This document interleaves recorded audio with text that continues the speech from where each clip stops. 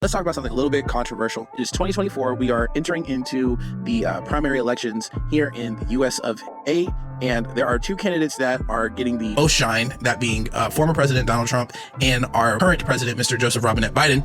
And they have a couple of different campaign tactics, right? One thing that I really enjoy in political debates and political atmosphere is how they get their messaging across. Whoever gets the most messaging out, whoever communicates the loudest and the strongest is who's typically going to win a presidential election. And that's an election in any sort. I like to tell high school graduates that once you leave high school, you just go back into high school, because a lot of the times everything that worked in there, everything that you've done to get to where you are is typically the same things that you would do in a high school environment. You find out your group of people, you find out who you are connecting well with, and you try to stay in those groups for the 4 years that you're there. Once you get out of high school, it's the same kind of thing. Another thing that shows typical high school behavior is our presidential elections, right? Elections in general. That's one thing from high school that I believe is really strong in teaching people how the world works once you leave here. This democratic process that is set up of us electing our officials and them making laws on our behalf, right? So I didn't just get on here to talk about how high school is just high school after high school, right?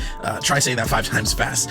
I came on here to talk about one person in particular and how this can help you. Before we get started, as always, my name is Ryan. I am a brand and communications consultant who helps solopreneurs as well as multi-million-dollar business owners take their personal brand to the next level and open up the doors of networking through communications and social media, all while challenging them to be less politically correct. Now, who do I really want to talk about and why?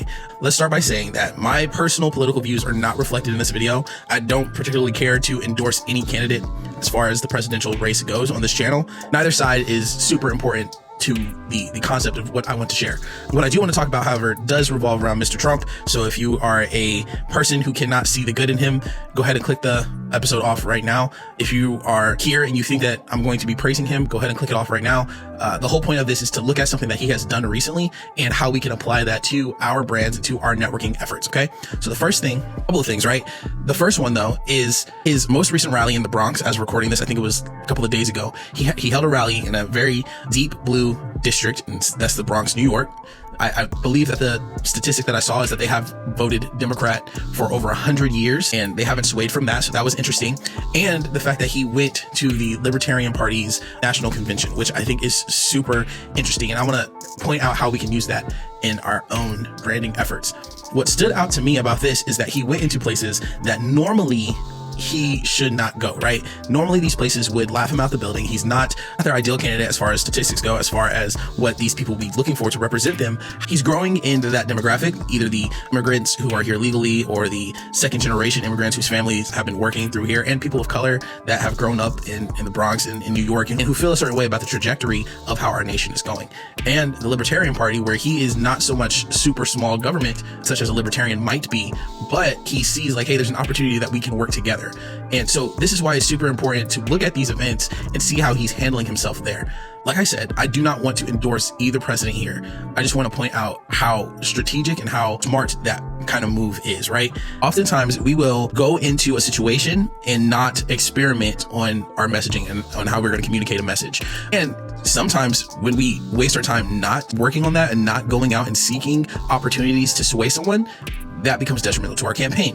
When we look at the benefit of going into perceived enemy territory to speak a message that you believe will resonate with them, you need to go about it in a way in which you are completely confident in your message. As far as the libertarians go, Trump said to them, hey, if you are okay with having 3% and not having any sway, then continue doing what you're doing.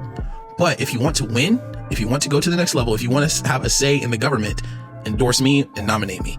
That is what Trump laid out for them. If you want to have a say in what's going on in the government, then I'm your guy, right?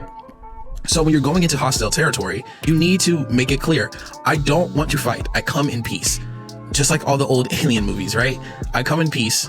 Take me to your leader. I just want to have a conversation. I'm not trying to conquer you. I'm not trying to rule over you. I just want to sit down and have a conversation. Conversation is when deals get made. Those are the most important things that you can do in your branding efforts. Open the door for conversation and open the door for conversations with your perceived enemies. You might find that you have more in common than a little bit. The next thing that he did really strong was understand the people that he's talking to, right? I will be the first one to say that not everybody is your ideal audience. I don't believe in that. I believe that there are certain people that you are meant to reach, and I believe that there is ways to reach those people. I believe in setting the table and not just inviting everybody. Even for my wedding, Everybody was invited to the ceremony. We had open seating, but for the reception, for the thing that I wanted people to remember, that was reserved for close family and friends. Everybody was at the ceremony, not everybody was at the reception. Now, the second thing that Trump did really well is understand who he's talking to. These people have been growing in support of the rhetorics and the messaging of the Trump campaign. But again, they have not voted across the aisle in over 100 years. So you have to be really careful and really targeted on how you're going to speak your message. I didn't sit and listen to the whole message. The bits and pieces that I did catch was talking about very specific things and what most political people would say, colorblind issues. He was speaking on things that would resonate with his core and resonate with people who are on the fence. That is it. You need to be very particular about who you are talking with. And you need to lean into the things that the people who are against you are excited about, right? You don't want to lean into the stuff that your base is already on board with, right? That's wasted time. You want to lean into the stuff that resonated with these people that are on your side and that can charge them up. This can be done in several different ways. It could be, as Trump did, these supercharged emotional words, or it can be you contrasting what your competition has done versus what you're doing now. Those are super important to distinguish. And once you do that, even in hostile territory, you'll be able to find a footing that helps you succeed in the long run. That is all I got here. Just to recap, there are 3 things I want you to take away. First, don't be afraid to go places where you may not be wanted. Trump went to the Libertarian National Convention and he had a rally in the South Bronx. Number 2, be okay with addressing your enemy. Be okay with finding that middle ground. Maybe you can't do it on your own, but if we work together, I'm willing to compromise on some things so we can move the needle forward. And number 3, understand your audience, understand your messaging and who you are talking to in that moment, especially when you are behind quote unquote enemy lines. Thank you guys so much for hanging out with me for a few minutes. If anything that I said made sense to you and resonated with you, please share it with 3 to 4 more people. Hit that subscribe button so you can always stay up to date on any of these videos where I'm just kind of talking with you guys and trying to help you find different ways to excel your personal branding, your personal networking efforts here on social media.